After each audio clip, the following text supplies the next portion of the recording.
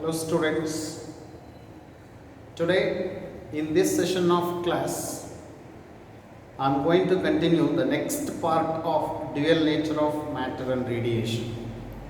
So till now we have discussed about the different types of emission of electrons.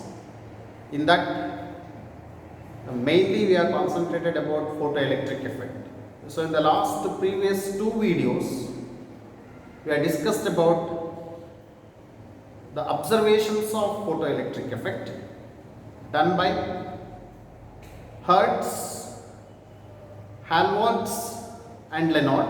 So later on we have studied about the experimental method of the explanation of photoelectric effect.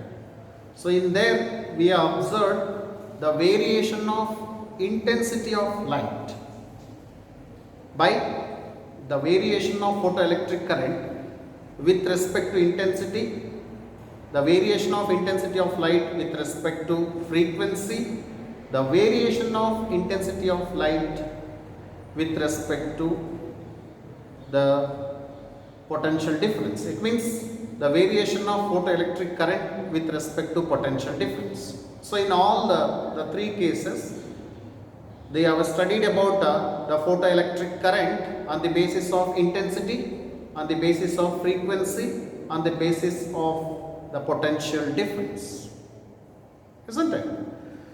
So with the help of those experimental observations we have stated four laws of photoelectric effect. The first law of photoelectric effect is for the given photosensitive material at constant frequency and at constant potential difference, the intensity of the incident radiation is directly proportional to photoelectric current, or photoelectric current is directly proportional to intensity of incident light. This is first law of photoelectric effect. The second law of photoelectric effect is for the given photosensitive material, the saturation current is directly proportional to intensity, but the saturation current is independent of frequency. And the second next photoelectric law is third one is the stopping potential is directly proportional to the frequency, but the stopping potential is independent of the intensity of light. So there is a minimum frequency below which there is no photoelectric effect. That particular frequency is called threshold frequency. That also belongs to the laws of photoelectric effect. That is third statement.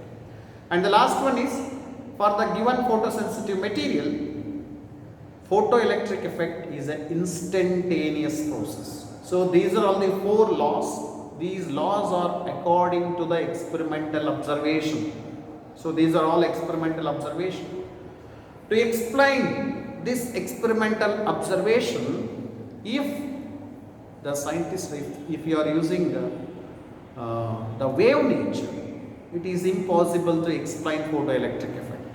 So why the wave nature or the wave concept fails to explain photoelectric effect is, so it's a very simple concept.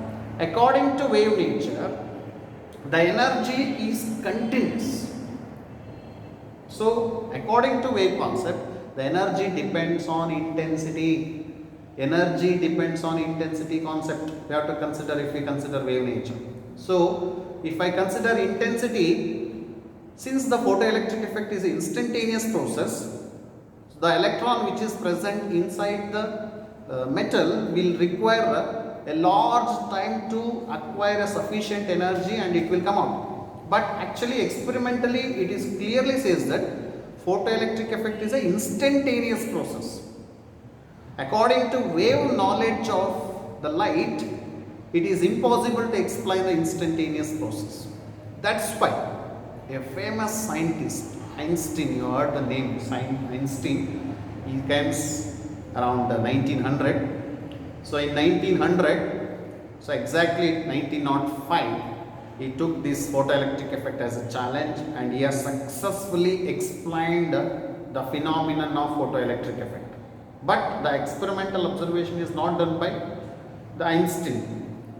The quantum theory is not proposed by Einstein. Even though with the help of that quantum theory and with the experimental observation made by photoelectric effect experimental observation, he has successfully explained the phenomenon of photoelectric effect, and he got Nobel Prize in 1923 related to the experimental explanation on the basis of quantum theory of light or quantum theory of radiation, isn't it?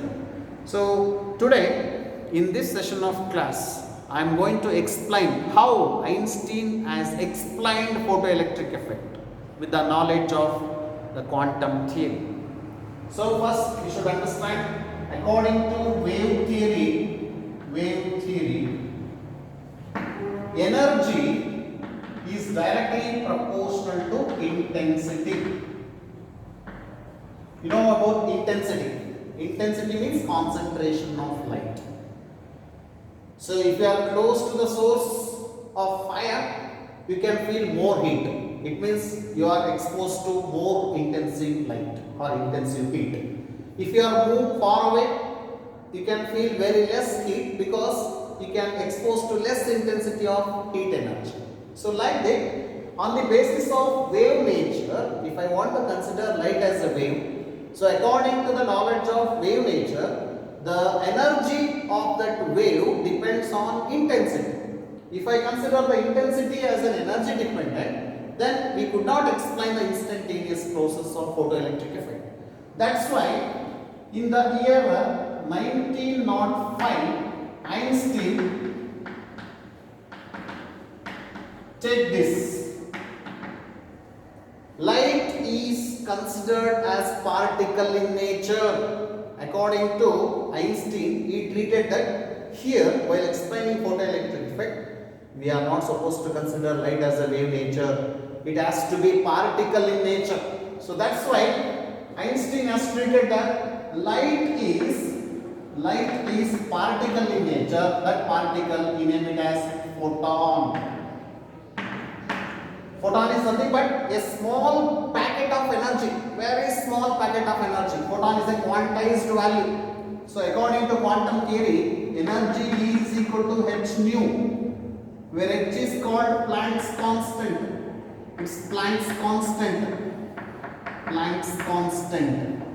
Nu is frequency of radiation. Frequency of radiation or photon I can say. And E is energy. E is energy. So according to quantum theory, so we have taken, Einstein's taken quantum theory. Quantum theory. Why he has taken quantum theory? On the basis of wave theory, we could not explain the experimental observations or laws of photoelectric effect. But Einstein has taken that the light behaves like a quantum or quanta. Quanta, a small packet of energy. Light is assumed to be a very small packet of energy. It contains a stream of small packets of energy. Each packet of energy, he named it as photon. Photon is nothing but a packet of light energy. So quantum is generally a packet of energy. Here, photon means a packet of light energy. So whose energy depends on the frequency, does not depends on intensity. According to quantum theory, energy depends on frequency. According to wave theory, energy depends on intensity. On the basis of intensity, it is not possible to explain photoelectric effect. So that's why Einstein in the year 1905, he treated that light is a small packet of energy known as photon, a light packet of energy. So whose energy depends on whatever the photon he has assumed. If the photon is vibrating with larger frequency, larger energy. If the photon is vibrating with smaller frequency, lesser energy. If the photon is vibrating with zero frequency, no energy. So that is the meaning of this quantum or photon. If the photon does not vibrate, if the photon is completely rest, then there is no question of energy of light. So that's why the rest mass of photon is 0. So here the light, what we have assumed as a photon is considered as a particle in nature. We are using the knowledge of particle. So on the basis of particle nature, we are going to explain the phenomenon of photoelectric effect. So very simple concept he has taken. According to Einstein, you know that if you plot a graph of the maximum kinetic energy, I will consider maximum kinetic energy maximum of the emitted electrons. For example, if I consider the collector plate and emitter plate, you know that this is a simple experimental arrangement while conducting the photoelectric effect. So this is maintained inside the evacuated gas chamber. This is the closed gas chamber and this is quartz window. When a light of frequency, suitable frequency is made incident on this photosensitive plate, this is what emitter plate, the electrons will come out.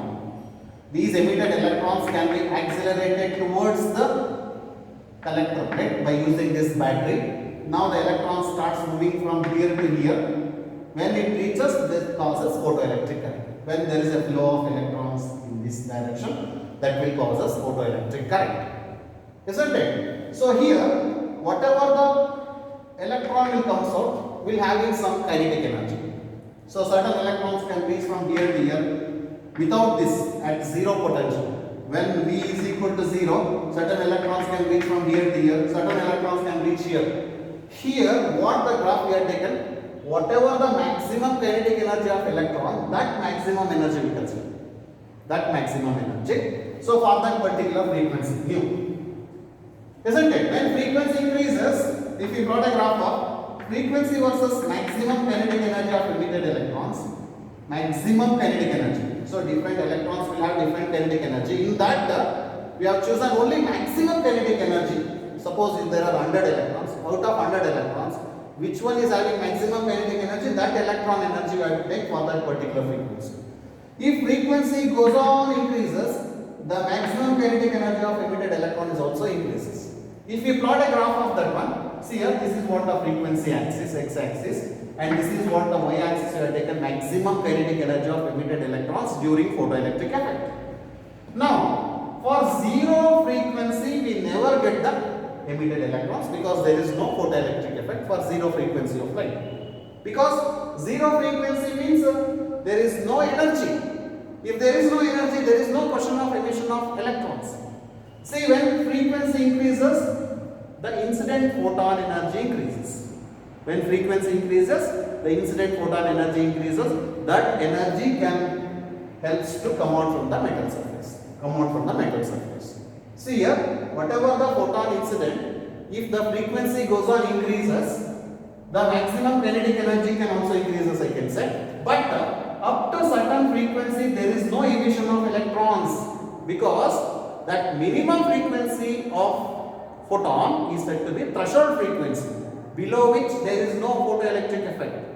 See, let us consider up to here, if the frequency goes on increases, there is no electrons will come out. It means there is no photoelectric effect. This particular frequency, let us consider mu naught is called threshold frequency. Mu naught is threshold frequency.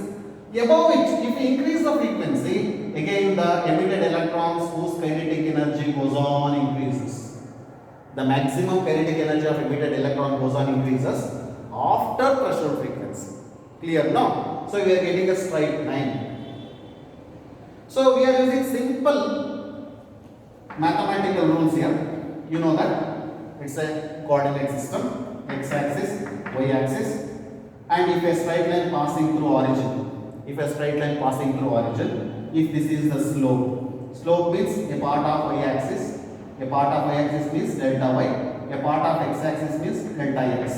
This is delta x and this is delta y. That is called slope. Slope is constant.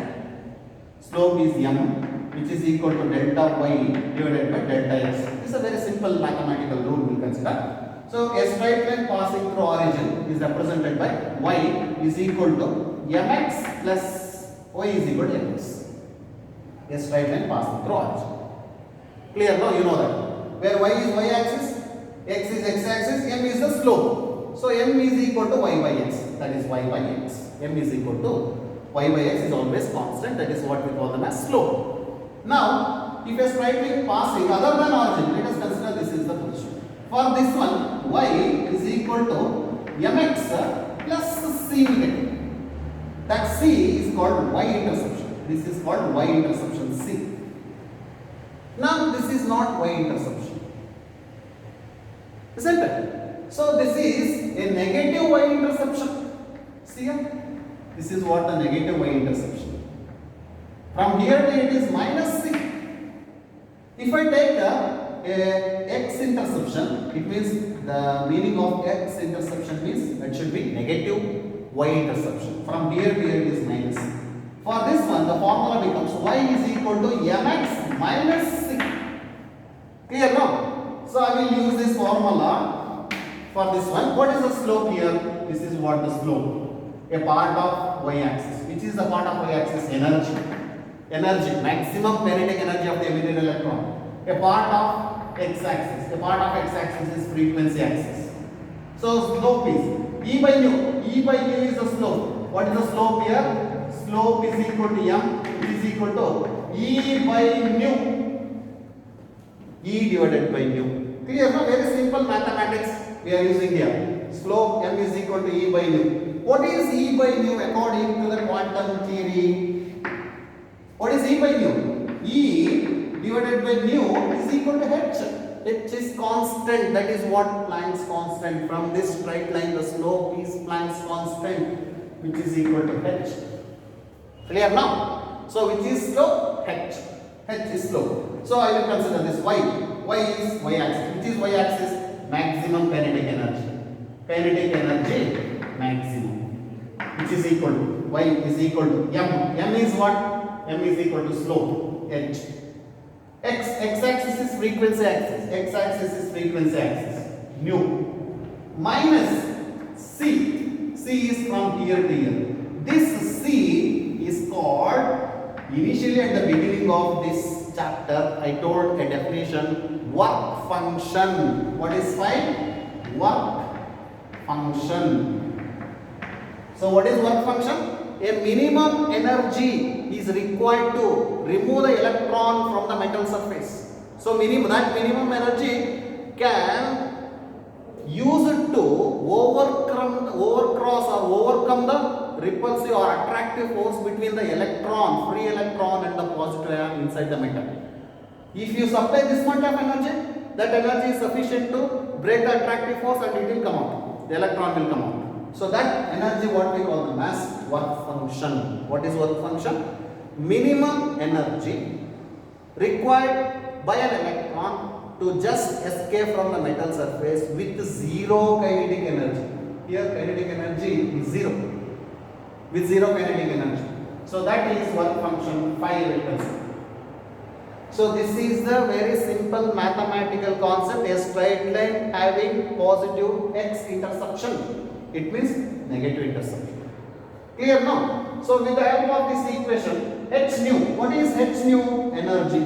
So, maximum kinetic energy of the emitted electron is equal to energy minus phi, or energy E is equal to phi plus kinetic energy maximum. So, this is the very famous equation. For this equation only Einstein got Nobel Prize. See here. Very simple mathematics he has applied. With the help of the quantum nature of light, he has successfully taken this equation. This equation can help to explain all the photoelectric laws. So, that I already told, there are 4 laws of photoelectric effect. With the help of this equation, we can successfully, Einstein has successfully explained all the 4 laws. I will tell one by one. The first one is, so what is the first statement? Photoelectric laws for the given photosensitive material at constant frequency and constant potential difference. The intensity of light or photoelectric current is directly proportional to intensity. So how we can explain with the help of this equation? See what happens when the intensity increases. So in this light, so when the intensity increases, what happens to the intensity? When intensity increases, number of photons increases. Number of photons increases. See, when number of photons increases, see here, intensity, number of photons increases. When number of photons increases, here, the emitted electrons is also increases. See, for example, low intensity means let us consider 100 photons. 100 photons incident means 100 electrons will come. If the intensity increases from 100 to 1000, how many electrons are ejected from the metal surface? 1000 electrons are ejected. So automatically 100 certain current, photoelectric. 1000 automatically photoelectric current increases. Clear now? So this equation clearly says that when intensity of light increases, the number of incident photon is also increases. So when the number of photon increases, the emitted number of electrons is also increases above threshold frequency, and automatically photoelectric current increases. Clear now? So photoelectric current and intensity. This is photoelectric current and this is intensity. When intensity of light increases, photoelectric current is also increasing. If we intercheck the position, same thing will get. Clear now? So this is the explanation of first statement of photoelectric effect by using Einstein. So how he has explained? When intensity increases, the number of incident photon is also increases. When number of photons increases, the number of emitted electron is also increases. If the number of emitted electron increases, then automatically photoelectric current increases. Very simple explanation. Second one. Come to the second statement. Which is the second statement of photoelectric effect? So for the given photosensitive material, the saturation current is directly proportional to intensity. Saturation current, it means the peak current. So how he has explained? See here, whatever the intensity increases, it increases only the number of electrons, does not increases the maximum kinetic energy. It means the maximum kinetic energy remains constant. Maximum kinetic energy remains constant. So if we are increasing intensity means, energy does not increases. Maximum kinetic energy does not increases. Only number of emitted electron increases, it causes increase in current. So that's why, see here, when the forward potential increases, accelerating potential or the collector potential difference increases, the saturation current is different for different intensities. For I1, I2, I3, saturation current increases. Why saturation current increases? Since there is an increase in intensity, if there is an increase in intensity, there is an increase in number of photons. If there is an increase in number of photons, there should be an increase in current. That's why for each set of intensity, if intensity increases, saturation current increases.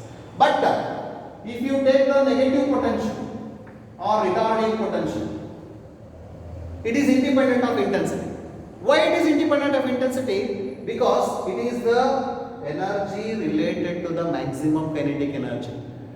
See, whatever the electron emitted by this one or this one or this one should have same maximum kinetic energy, because energy, according to the quantum knowledge, energy depends on frequency. Here frequency remains constant. So at constant frequency you are taken here. Since the frequency is constant, we have taken only the variation of intensity. So intensity does not changes the maximum kinetic energy. Intensity changes only the number of electrons emitted.